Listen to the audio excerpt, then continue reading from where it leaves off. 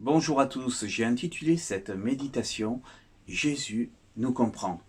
Jésus nous comprend. Imaginez que vous alliez visiter la ville de Havre. Du Havre, vous allez vous approcher d'une vitrine de vêtements, vous remarquez quelque chose qui vous plaît et vous le regardez. Et à ce moment-là, quelqu'un s'approche aussi de cette vitrine et fait la même chose que vous. En regardant les choses de plus près, vous remarquez que cet homme a une mine qui vous paraît familière. Et oui, il s'agit bien d'Édouard Philippe, qui est maire du Havre et qui est à l'heure actuelle le Premier ministre de votre pays. Édouard Philippe. Chers amis, devant une telle situation, comment réagiriez-vous? Oseriez-vous saluer cet homme, voire entamer la discussion avec lui?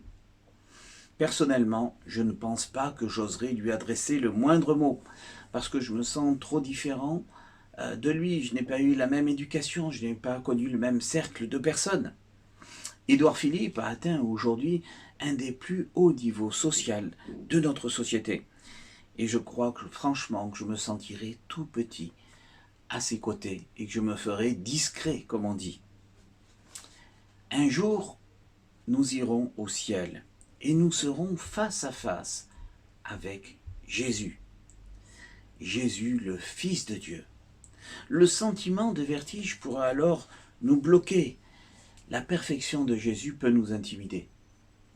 Notre texte du jour nous dit dans Hébreux 4, 14, « Ainsi, puisque nous avons en Jésus, le Fils de Dieu, un grand prêtre éminent qui a traversé les cieux, demeurons fermement attachés à la foi que nous reconnaissons comme vraie. » En effet, nous n'avons pas un grand prêtre qui se sentirait incapable de se sentir touché par nos faiblesses.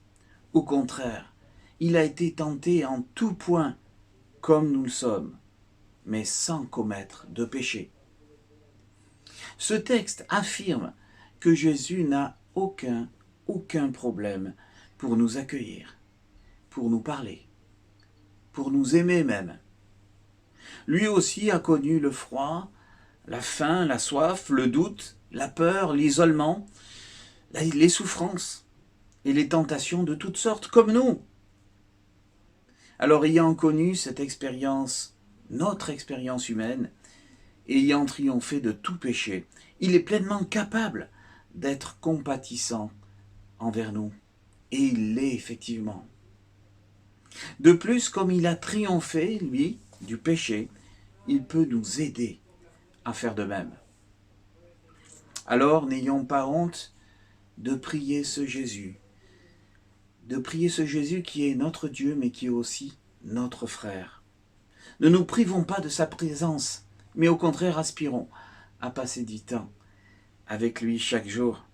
Nous pouvons ainsi, comme le dit le verset 14, non seulement, grâce à Jésus, être mis dans la présence de Dieu, grâce au ministère de grand prêtre de Jésus, mais également rester fermement attachés à la foi. Chers amis, n'est-ce pas notre espérance? Rester attachés à la foi et continuer à tenir bon jusqu'au bout. Alors je vous laisse une petite idée, une petite méditation pour aujourd'hui. Je vous propose la chose suivante. C'est de dire que si Christ n'a pas honte de moi, c'est ce que nous voyons dans ce passage, pourquoi moi est-ce que je vivrai dans la honte et le repli sur moi-même? Chers amis, bonne journée à vous, bonne méditation et passez un bon temps avec le Seigneur.